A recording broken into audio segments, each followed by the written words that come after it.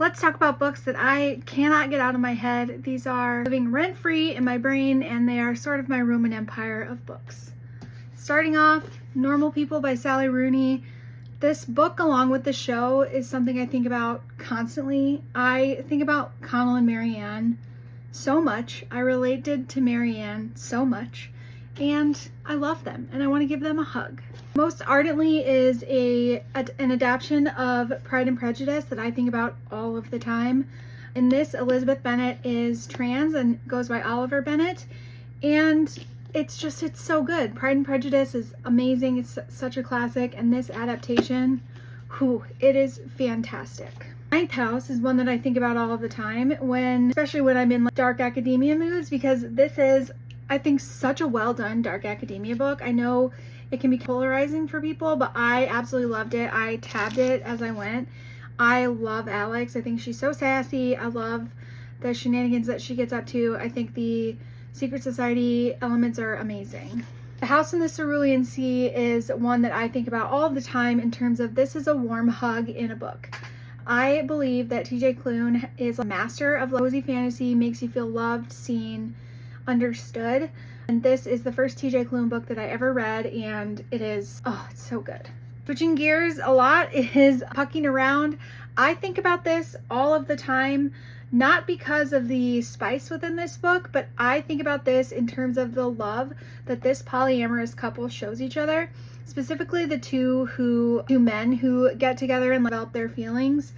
I just think it's so well done in terms of the understanding and the care that they place around it.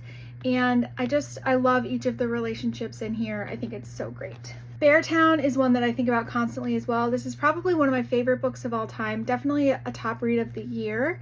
I think this story is so complex but so relatable, and it really is such a good case study of how society responds to tragedy and the sides that people take. And I think it's unfortunately the parallels are pretty strong between Beartown and what's happening in the US lately. I love the whole series, but this one absolutely has my heart. A more recent read is All the Colors of the Dark by Chris Whitaker. This is a big boy, but I love it so much because I felt there were strong parallels in the storytelling to Kill a Mockingbird, and I really liked how it dealt with the morality versus the law, how the story spans years and you get to see these characters develop from children to adults and the complexities of that. And I really love this one. When No One Is Watching by Alyssa Cole is one that I think more people need to read. This is about a young woman in Brooklyn who inherits a brownstone in Brooklyn in a historically black neighborhood, which is being gentrified, and she is seeing her neighbors and her community kind of disappear. And it is really, I think, important and relevant to the election results and to the struggles that the Black and African American community has. But I just think it's a really well done story, as well as being very thoughtful in terms of the way that it approaches gentrification and racism and things like that. So I love this one. More on the horror and weird books side of things, The Eyes Are the Best Part is one that I think about all of the time.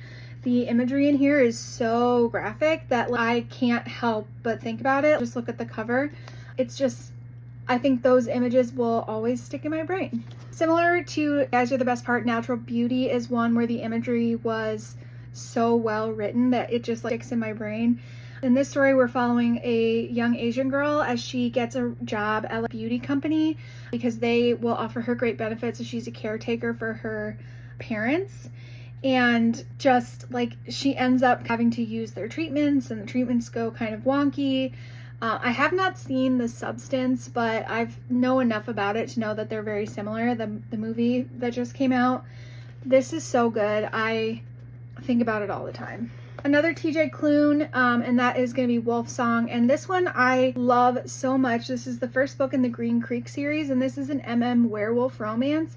But it's so much more than that. I went into it expecting, if Jacob from Twilight was gay and in love. That's kind of what I was expecting.